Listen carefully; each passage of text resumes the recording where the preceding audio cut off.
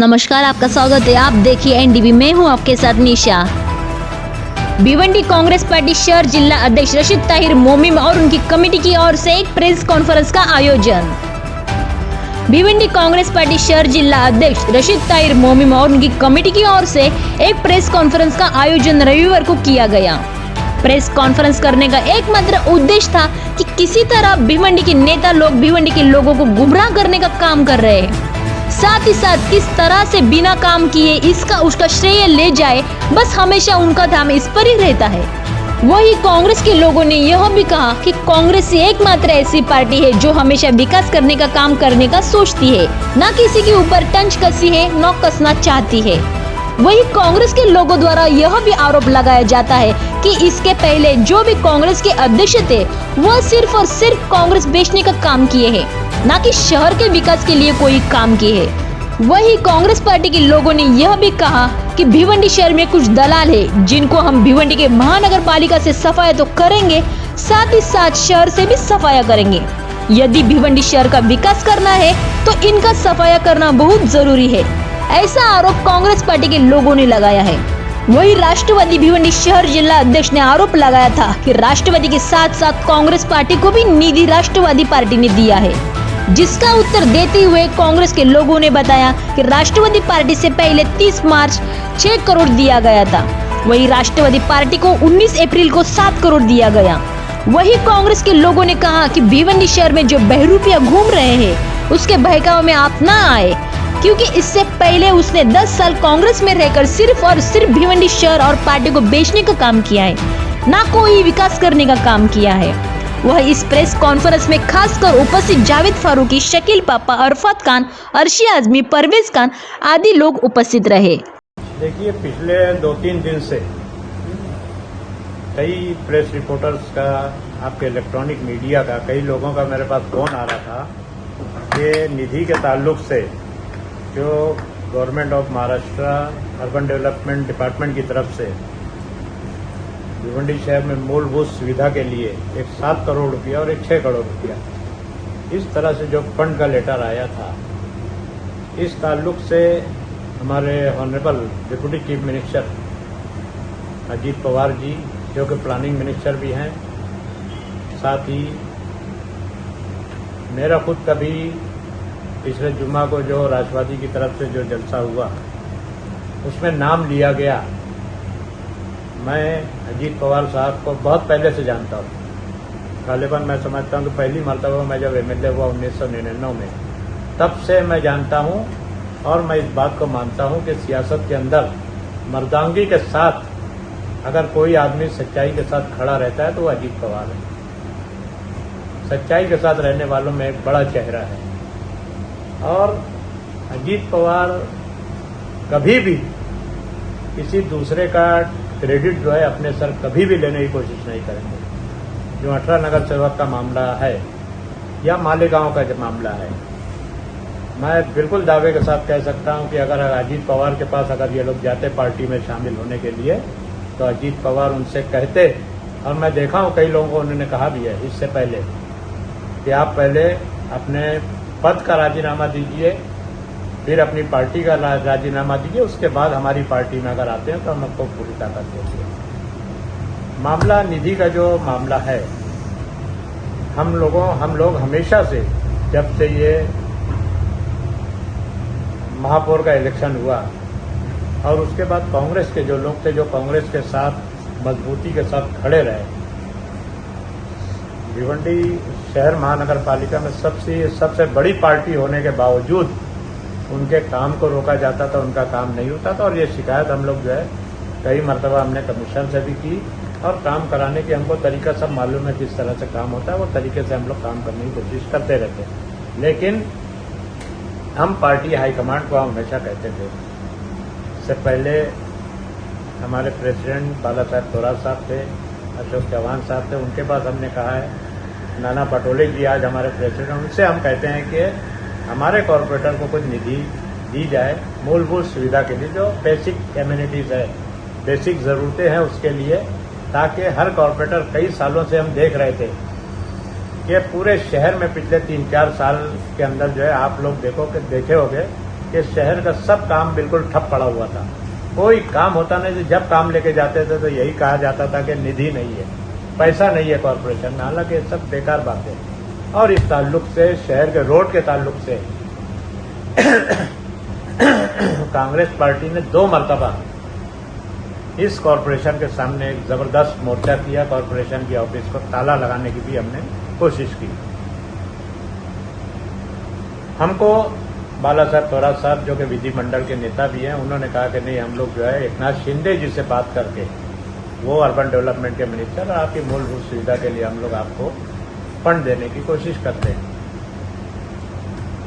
मैं गालिबन मैं समझता हूँ कि फरवरी में शायद मुझको फोन आया कि उन्होंने अपने लिए 6 करोड़ रुपया मंजूर कर लिया है, एकनाथ शिंदे जी, और उन्होंने, हमने चीफ मिनिस्टर से भी बात की है, और वो फंड जो है आप एक यादी भेज दो कि इस कॉर्पोरेटर को क्या क्या फंड लगेगा।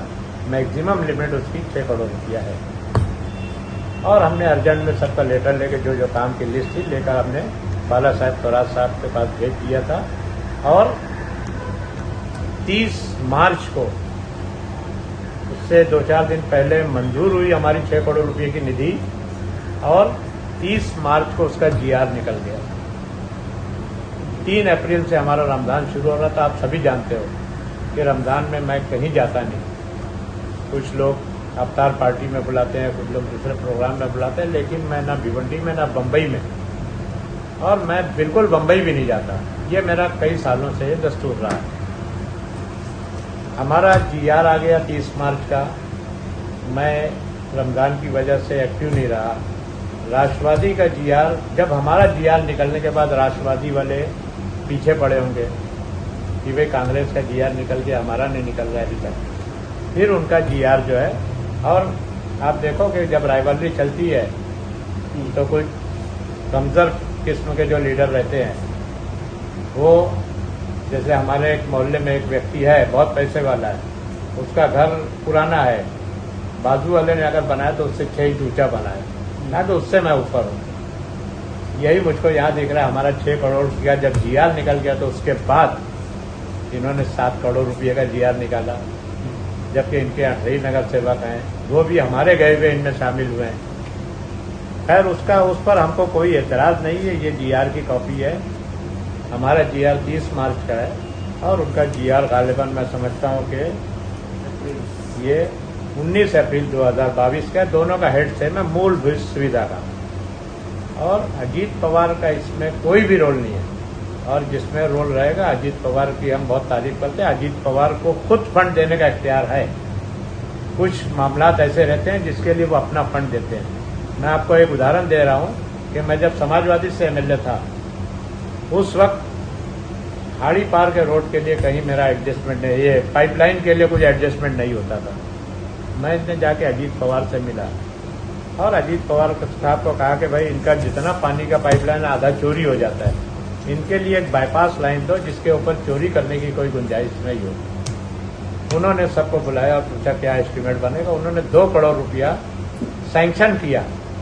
सैंक्शन करने के बाद थाना डिस्ट्रिक्ट में, जिला परिषद में NCP वालों की अक्सरियत थी, जिला परिषद उनके कब्जे में थी। उस वक्त मैंने उनसे कहा कि साहब, मेरा काम नहीं हो रहा है, आपने निधि मंजूर कर दिया, पैसा भी। उन्होंने पूरे डिस्ट्रिक्ट की मीटिंग बुलाया सह्याद्री गेस्ट हाउस में, और उन्होंने कहा कि ये फंड जो है मैंने आमदार को दिया है, और कौन काम कब करेगा। कलेक्टर को बुलाया, उन्होंने CEO को बुलाया, और पूरे डिस्ट्रिक्ट की मीटिंग लेके उन्होंने ऑर्डर देके बोला कि इस तारीख को मैं उद्घाटन के लिए आऊँगा, और उन्होंने एक डेडलाइन दे दिया, और उस हिसाब से जो है वो काम मेरा कंप्लीट हो गया। बाईपास लाइन से पानी आना शुरू हो गया। तो ऐसा कुछ इख्तियार, उनके इख्तियार में जो होगा, हम बिल्कुल उनकी इज्जत करते हैं, उनका सम्मान करते हैं। लेकिन कुछ लोग, फंड तो है, फंड तो राष्ट्रवादी के मिनिस्टर ने जो है कांग्रेस को भी दिया, राष्ट्रवादी को। ये महाविकास आघाड़ी की सरकार है।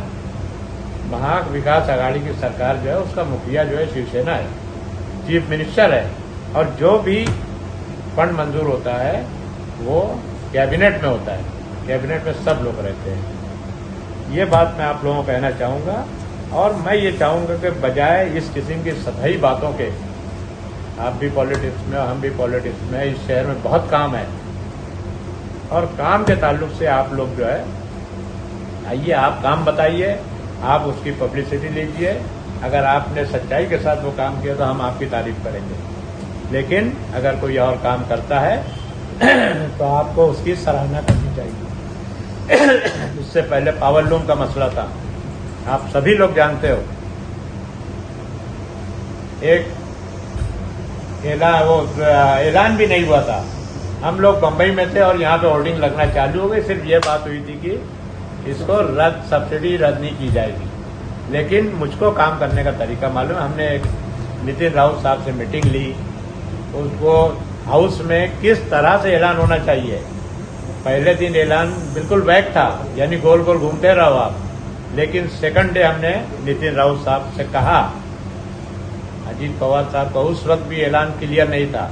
हम मिलकर उनको कहा, बोले मेरा डिपार्टमेंट नहीं है, हमको हमारा डिपार्टमेंट जितना है निधि जो लगेगी हम देने का बंदोबस्त 1 हफ्ते में करेंगे।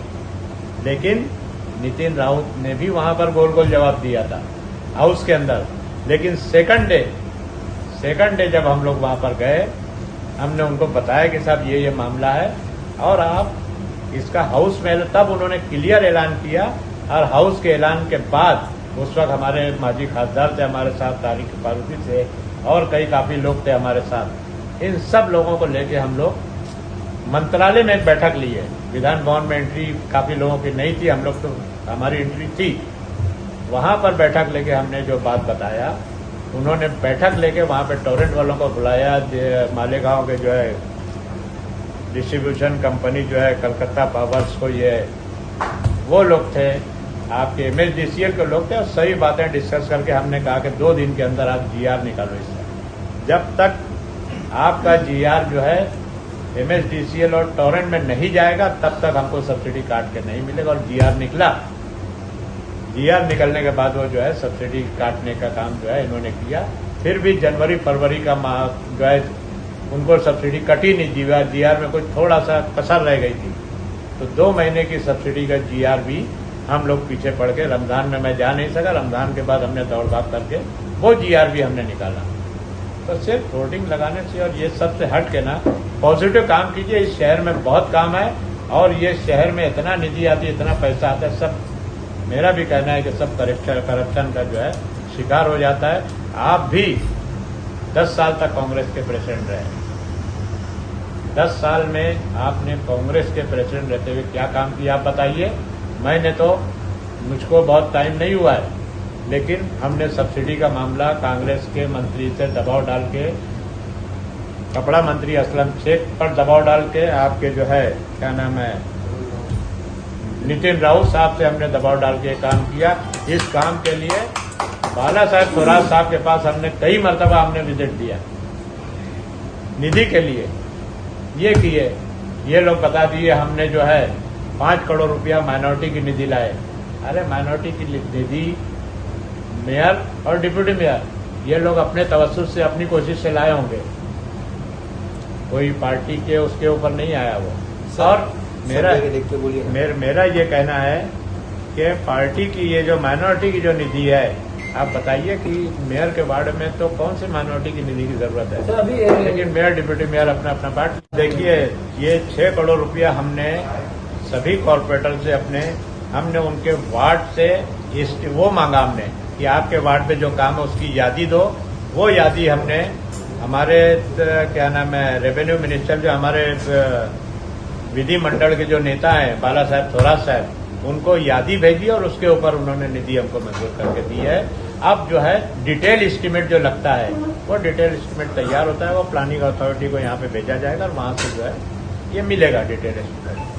दूसरी बात मेरे ताल्लुक से उसने कुछ कहा, मैं उसका हालांकि जवाब देना नहीं चाहता, इसकी कोई ज़रूरत भी नहीं है, लेकिन आप सब जानते हो, पूरा भिवंडी जानता है कि मेरा कभी भी ये नेचर नहीं रहा कि मैं किसी को अपने ऑफिस से या अपने घर से भगा दूं।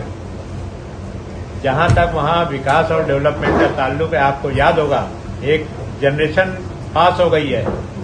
भिवंडी शहर जो है सिर्फ 4 किलोमीटर पे था। भिवंडी और निजामपुर ये 2 हिस्सा भिवंडी शहर में आता था। 1982 में एक बहुत बड़ा 22 किलोमीटर का इलाका भिवंडी शहर में शामिल किया गया। आप देखो कि पूरा गैबी नगर, ये ज़कात नाके के आगे ज़कात नाका था, यहाँ पर ऑक्ट्राय नाका था, आपके क्या नाम है हमारे आनंदी के चौक पे। इसके आगे पूरा ग्राम पंचायत था, वो कामतगढ़ ग्राम पंचायत, कनेरी, ये इधर क्या नाम है आपके दूसरे जितने इलाके आए हैं, ये नारकोली ग्राम पंचायत था। ये पूरा एरिया 22 किलोमीटर जो है शहर में आया था, और ये पूरे इलाके में कोई डेवलपमेंट का काम नहीं था। भिवंडी शहर में एडमिनिस्ट्रेटर बैठा हुआ था। पहली मर्तबा हम लोग चुन के आए, और पहला प्रेसिडेंट इस शहर का जो है 1985 में रिजवान बुबेरे आया। बहुत ही विकास की तरफ उनकी नज़र रहती थी। मैं भले कहीं भी रहे वो, लेकिन उनकी हम आज भी तारीफ करते हैं। रऊफ सेठ आए, आज भी वो एक्टिव हैं। मैं आया, उसके बाद प्रेसिडेंट बना, और हम तीनों प्रेसिडेंट ने, आप देखिए ये ज़कात नाके से यहाँ ना रास्ता था, ना पानी की लाइन थी, ना स्ट्रीट लाइट थी, कुछ भी नहीं था। इसी तरह आप कामतगढ़ में चलिए, सुनिए ना, सुनिए, आज की बात छोड़ दीजिए। हम लोग जब थे, आप कामतगढ़ की तरफ चले जाइए, पूरे इलाके में कुछ नहीं था, पानी नहीं था। सबसे बड़ी चीज हमारे दीवान शाह दरगाह नहीं, कोतवाल शाह तक म्यूनसिपल की लिमिट थी, उसके आगे जो है ना रास्ता था, ना पानी की लाइन थी, ना आपकी जो है सड़क थी, आपके क्या नाम है दूसरी सुविधा थी। हम लोगों ने पूरे 22 किलोमीटर इलाके में बगैर सरकार की मदद लिए हमने पानी की पाइपलाइन पूरे शहर में डाली, पूरी स्ट्रीट लाइट लगाई, वहां पर पूरा रास्ता बनाया। अच्छा, हर इलाके में हमने तकरीबन जो है 20-22 नए स्कूल बनाए, ताकि गरीब बच्चों को पढ़ने के लिए, तालीम हासिल करने के लिए वो मिले। ये सिर्फ हमने कितने साल में किया? जैसे 5 साल में किया। और उसके बावजूद जब हम लोग म्यूनसिपलिटी 91 में छोड़े, तो म्यूनसिपलिटी में कई करोड़ रुपया बैलेंस रहता था, और उस वक्त सरकार की इतनी मदद नहीं आती थी। आज तो सब जो है पंचायत राज आने के बाद, वो कानून पास होने के बाद जो है, अब जो रजिस्ट्री होती है वो पैसा आता है, रोड का ग्रांट आता है, दूसरे डेवलपमेंट के काम का सरकार की तरफ से ग्रांट आता है। तो उस वक्त हम लोग काम किए। पानी जो पहाड़ी पे पहुंचाना, वहाँ मुमताज अंसारी वहाँ के नगर सेवक है, उनसे पूछिए आप लोग, वो आते थे मेरे साथ, जाते थे। मैं एमएलए बना, बारिश होते रहते, हम लोग यहाँ क्या नाम वाटर वर्क्स का कोई डिपार्टमेंट है इधर थाने में, हम लोग जाते थे, जाके वहाँ से पाइपलाइन मंजूर करके लाते थे, और वहाँ पानी देने का काम किए। और मेरा कभी भी ये नेचर रही है, मेरे से काम होता भी है, कुछ काम नहीं भी होते हैं, लेकिन हमने कभी भी, कोई भी हमारे पास आता है, हम समझते हैं कि वो मजबूर है, वो मुस्तहिक है, तो कभी भी हमने उनको हकालने का, धक्का देने का और भगाने का, ये किसी के साथ भी हमने ये काम नहीं किया है। और मैं तो शोएब गुड्डू या किसी को मैं जानता भी नहीं था उस वक्त। पहली मरतबा मैं एमएलए हुआ, मैं किसी को नहीं जानता था, और मैं समझता नहीं कि वो पॉलिटिक्स में थे या नहीं थे। मेरे ऑफिस में कब आए और कब उन्होंने ये सब मंजर देखा, मैं नहीं जानता। बहरहाल ये कुछ सवाल जवाब का नहीं है। हमारा जो है, आज हम लोग जो है हर हफ्ते इंशाअल्लाह ताला कोशिश है कि हम लोग हर हफ्ते कहीं ना कहीं मीटिंग लेकर, सभा लेकर हम लोग अपनी बात रखने वाले हैं। आखिर में जनता का फैसला होगा, वार्ड का फॉर्मेशन होगा, और इंशाअल्लाह ताला हमें यकीन है कि आज भी पब्लिक के जहन में कांग्रेस है। और जो शख्स 10 साल अगर प्रेसिडेंट कांग्रेस का रहता है, तो उसको ठीक है, मतभेद होते हैं, पार्टी छोड़ के चले आते हैं, लेकिन पार्टी को गलत बोलना, जिसमें आपने रहा है जो कुछ, मैं भी पार्टी छोड़ा कई बार। सर इसी पे एक छोटा सा सवाल है, शोएब गुड्डू ने एक लफ्ज पूरे इतने 20 साल के या 35 साल के कैरियर में आप मेरा एक सेंटेंस कहीं भी आप बता दो कि मैंने कांग्रेस के खिलाफ बोला। कांग्रेस में रहने वाले किसी व्यक्ति के खिलाफ मैं बोल सकता हूँ, लेकिन कांग्रेस के खिलाफ मैंने कभी भी नहीं तकलीफ किया। ये बात है। आज ठीक है, आप सर आप पे हमेशा आरोप लगता है कि आप जो है हमेशा पार्टी के खिलाफ, अगर टिकट नहीं मिलता है तो पार्टी के खिलाफ जाके काम करते हो, तो इसमें क्या तक सच्चाई है? हर बार हमने देखा है कांग्रेस, शोएब गुड्डू जो है, शोएब गुड्डू नहीं और भी लोग जो है आरोप लगाते हैं, इवन आपकी पार्टी के कुछ लोग जो है आरोप लगाते हैं कि आप हमेशा जो है, अगर आपको टिकट नहीं मिलता है तो आप पार्टी के खिलाफ चले जाते हैं। नहीं, लगाने दीजिए ना, लोग आरोप लगाने का नहीं। मैं देखिए, मैं ईमानदारी के साथ, मेहनत के साथ जो काम करता हूँ, और कहीं मुझको लगता है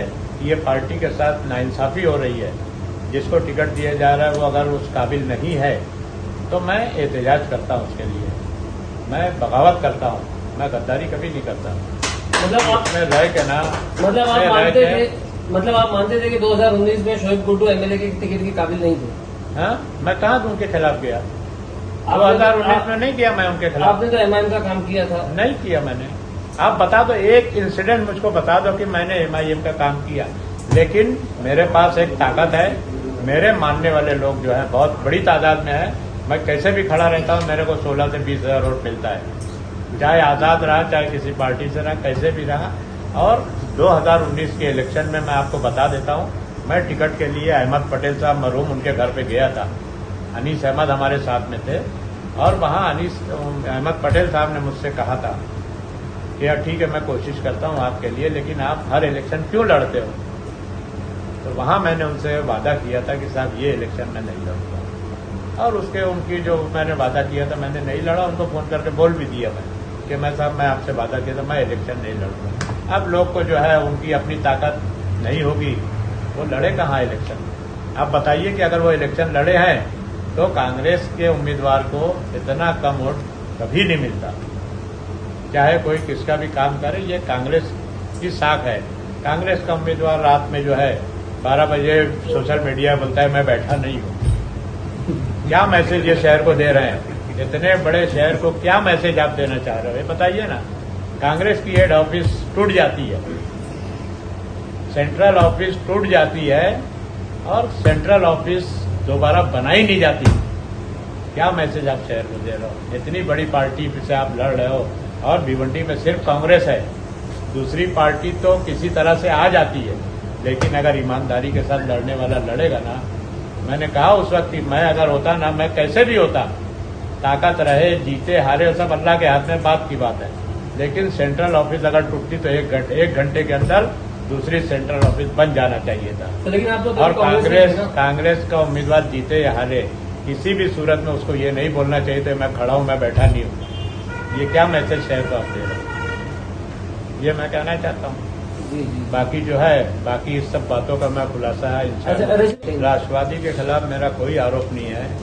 जिस तरीके से हमारे 18 नगर सेवक को वो लेके गए और फिर उनको बचाने की कोशिश कर, मैंने अजीत पवार साहब का नाम लिया। अजीत पवार साहब के ताल्लुक से मैंने ये भी कहा कि अगर उनके हाथ में वो इख्तियार होता तो वो पहले बोलते कि कॉर्पोरेटर अगर हमसे अपने पद का इस्तीफा दे देते और उसके बाद जो है वो हमारी पार्टी से इस्तीफा दे, फिर आज़ाद हैं। राष्ट्रवादी हमारे साथ अलायंस और आज से नहीं है, हमारे अलायंस में वो 1999 से है कांग्रेस के अलायंस में। और मेरा नेचर ऐसा है कि मैं कहीं भी रहूं, किसी भी पार्टी में रहा, लेकिन मैं काम करने का मैं तरीका जानता हूं और मैं सब लोगों से काम लिया हूं। मैंने बताया मैं समाजवादी का MLA था, मैंने अजीत पवार से काम लिया। कांग्रेस का MLA था, मैंने हजारों करोड़ रुपये इस शहर के लिए लाया है। पावर लूम की सब्सिडी हमने यहाँ पे चालू की है और जो काम मैं विलास राव के पास लेके जाता था मेरा मंजूर करके देते थे। तो कोई वो नहीं है ऐसा। कांग्रेस के अध्यक्ष के पास बहुत पावर है, ईमानदार रहते हुए भी अगर कांग्रेस का अध्यक्ष मौजूद है तो वो अपनी पावर चला सकते हैं, लेकिन वो नहीं करते और फिर इधर उधर इसके उसके ऊपर इल्जाम लगाते हुए अध्यक्ष को बहुत संजीदा रहना चाहिए और उस तरह से बात करना चाहिए। बाकी हमारी कोई शिकायत ना राष्ट्रवादी से है ना शिवसेना से, हमारी अलायंस का। हमारी लड़ाई तो बीजेपी और क्या नाम है आपके दूसरी जो पार्टियां हैं उनके खिलाफ हमारी लड़ाई है, हम उसके खिलाफ लड़ेंगे इंशाल्लाह। देखो जनता का गुमराह होने का कोई वजह नहीं है। राष्ट्रवादी पार्टी महाराष्ट्र में हमारे अलायंस में है। भिवंडी में राष्ट्रवादी के कुछ गलत किस्म के लोग भिवंडी में या राष्ट्रवादी पार्टी के कुछ सीनियर लोग कुछ भी रहे होंगे, उन्होंने कोई गलत फैसला किया है तो हम भिवंडी में जो है राष्ट्रवादी से अलायंस करने की हमारी इच्छा नहीं है कि जो हमको गद्दार हम हमारे साथ जो है बगावत करके दूसरी पार्टी में जाते हैं और फिर आके वापस जो है वही हमारे साथ अगर अलायंस में शेयर मांगेंगे, टिकट मांगेंगे, तो ये 47 सीट हमारी है। हम 47 सीट छोड़ के अगर कोई भी अलायंस करने आएगा तो इंशाअल्लाह ताला सेकुलर पार्टी हम उनके साथ अलायंस करने के लिए तैयार। देखो, कांग्रेस एक पार्टी, एक ऐसी पार्टी है जो हमेशा विकास के ऊपर काम करने की सोचती है, ना कभी किसी के ऊपर तंज कसी है और ना ही कभी तंज कसना चाहती है। लेकिन लोग मजबूर कर दे रहे हैं भिवंडी शहर के अंदर कि हम लोग कुछ ना कुछ बोलें, क्योंकि यहाँ पे जो लोग 10 साल मनमानी करके या कांग्रेस पार्टी को बेचने का काम कह सकते हैं, इन लोगों ने जो किया है, आप इस बात को नई दिशा भी दे सकते हैं जो दलाली का नाम दिया जाता है। और मैंने कई मर्तबा मंच के ऊपर ये बात बोला है कि शहर के अंदर कुछ दलाल है, अगर शहर का विकास करना है तो कुछ दलालों को हमको खत्म करना पड़ेगा।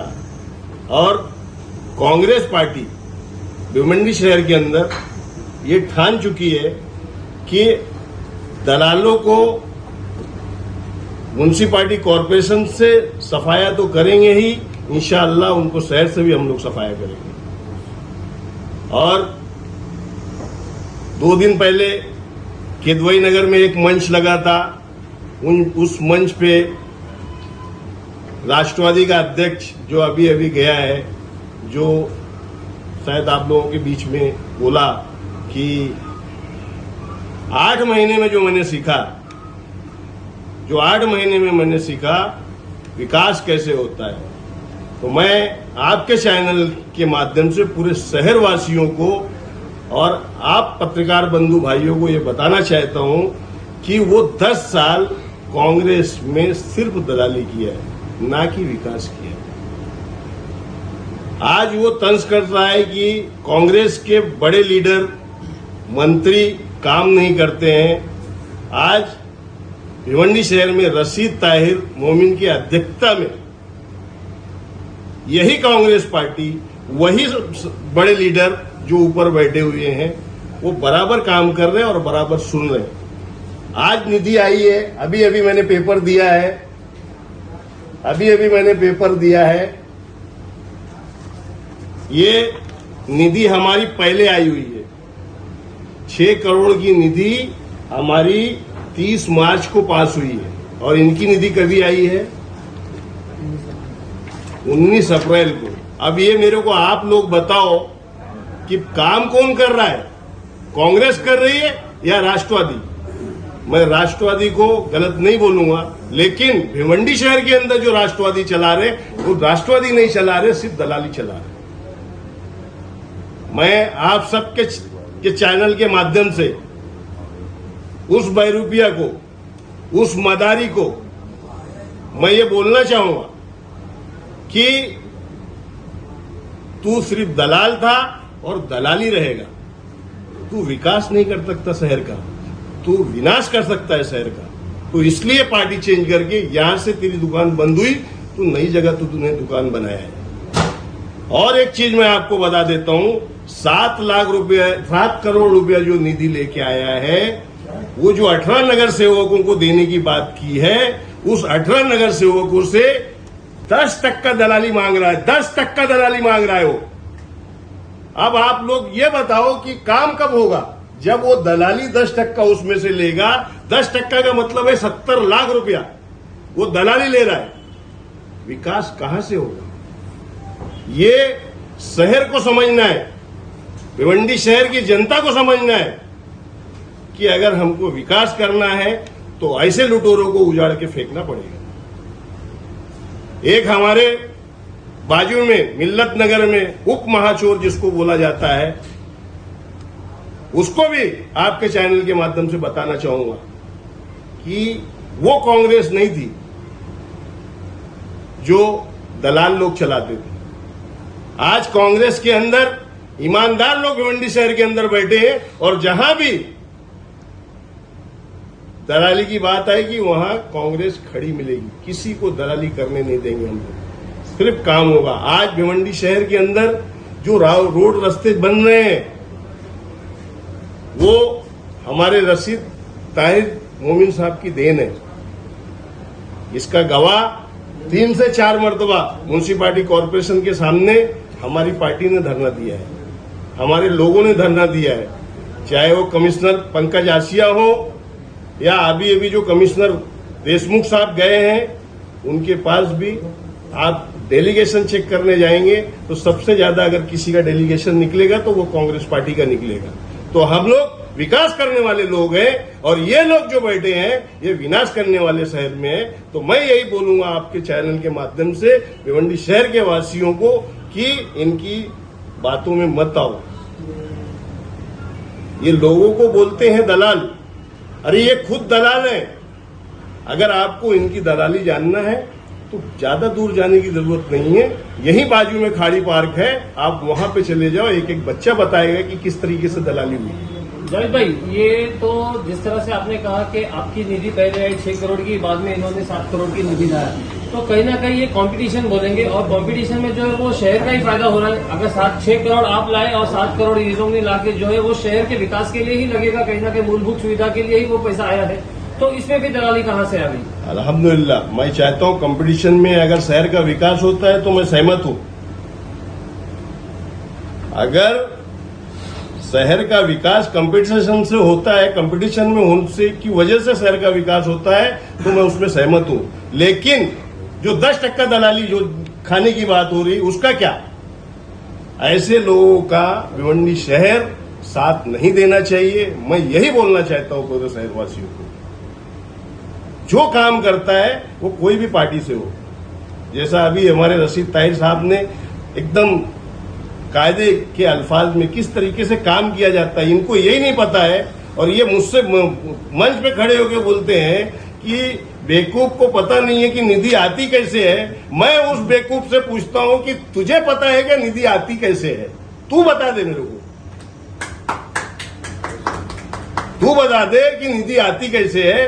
तू खुद कबूल कर रहा है कि मैंने 10 साल में वो चीजें नहीं सीखा जो 8 महीने में सीखा है। अरे तू सीखा नहीं है, तू सबसे अच्छी दलाली कर सकता है, वो उसमें एक नंबर रहेगा, ये मैं मानता हूँ। अच्छा, आप पे आरोप लगाते हैं कि आप जब भी मंच पे खड़े होते हैं तो कुछ नशा करके आते हैं, जिसकी वजह से जो आप कुछ भी बोल देते हैं, तो आप ये बताइए कि क्या करते हैं ऐसा? तो देखो,